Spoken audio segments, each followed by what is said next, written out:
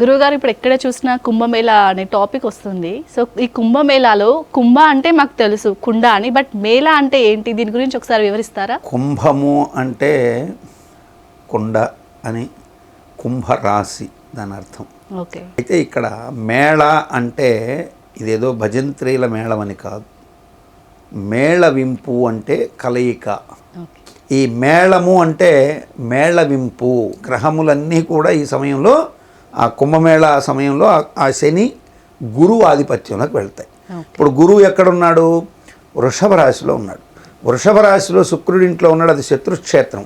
మరి ఎలా ఉపయోగపెడుతుంది అంటే ఈ యొక్క శనికి ఆ వృషభ రాశి ఏదైతే ఉందో అది రాజ్యయోగాన్ని ఇచ్చేటువంటి స్థానం. వృషభ తులలకి శని రాజయోగ ప్రధాన్ని ఇస్తాడని జ్యోతిష్ శాస్త్రం చెప్తుంది. మనకి ఇంకొకటి కూడా కాస్త పక్కన పెడితే ఖగోళ విజ్ఞానంలో కూడా శనికి గురువుకి దగ్గర సంబంధాన్ని కొంతమంది శాస్త్రీ పండితులు అంటే సైంటిస్టులు కూడా శనికి గురువుకి ఉన్నటువంటి కొన్ని ఈ యొక్క రేసెస్ ప్రభావాలను కూడా మనకి ఇంగ్లీష్లో కొన్ని ఆర్టికల్స్లో చెప్పున్నారు. అంటే ఈ రిఫ్లెక్ట్ అయ్యేటువంటి కిరణాల వల్ల కొంత అవి మనకి విశ్వానికి కొంత ఎనర్జీని కలిగిస్తున్నాయని కూడా పరిశోధన చేసినట్టుగా ఉంది. సో ఎట్లయినా కానీ వాళ్ళ సైంటిస్టులు కాసేపు పక్కన పెడితే గురువు రెండు రాసులకు మధ్యలో శని చేరినప్పుడు, శనికి యోగస్థానమైనటువంటి వృషభంలో గురువు ఉన్నప్పుడు వచ్చినటువంటి ఈ మహోన్నత అవకాశం ఎవ్వరూ జారవిడుచుకున్నా వాళ్ళు దురదృష్టవంతులే అని నేను చెప్పగలను. ఒక్కసారైనా వెళ్ళిరండి. పదే పదే మునిగేస్తే పుణ్యం వచ్చేస్తుంది. ఎన్నిసార్లు మునిగినా ఫలితం అయితే ఒక్కసారికే వస్తుంది.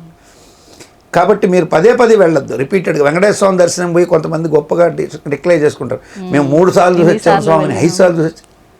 మనసు పెట్టి ఒక్కసారి చూసి 10 సెకండ్లైనా స్వామివారి నఖశిఖ పర్యంతం నీకు ఇక్కడ ఫిక్స్ అయిపోయిందంటే అదే మంచిది. నువ్వు 5 సార్లు పోయి బాడీ ప్రజెంట్ మైండ్ ఆబ్సెంట్ అయ్యి కూడా ఉపయోగం ఉండదు. కాబట్టి ఆ క్షేత్రానికి వెళ్ళినప్పుడు పక్క చూపులు, పక్క అనవసర వ్యాసంగాలు, ఆ తీర్థానికి వెళ్ళేటప్పుడు దారిలో పిచ్చి పిచ్చి మాటలు, అనవసరమైనటువంటి ఏదేదో పెట్టుకొని చూడడం, విహారయాత్రలాగా పోవడం కరెక్ట్ కాదు.